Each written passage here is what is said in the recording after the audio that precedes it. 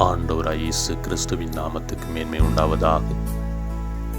லூக்கா எழுதின சுவிசேஷம் 1வது அதிகாரம் வசனம் 52 இப்படியாய் சொல்லப்படுகிறது.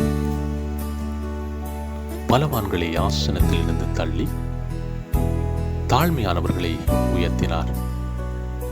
பசி உள்ளவர்களை நன்மைகளினால் நிரப்பி ஐஸ்வர்யம் உள்ளவர்களை வெறுமையாய் அனுப்பிவிட்டார் என்பதாய் சொல்லப்படுகிறது.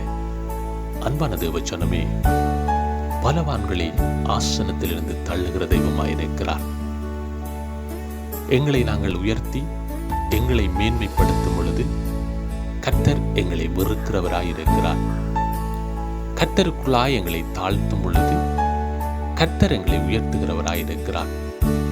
அன்பான தேவச்சனமே, கர்த்தர் வல்லமை உள்ளவராயிருக்கிறார்.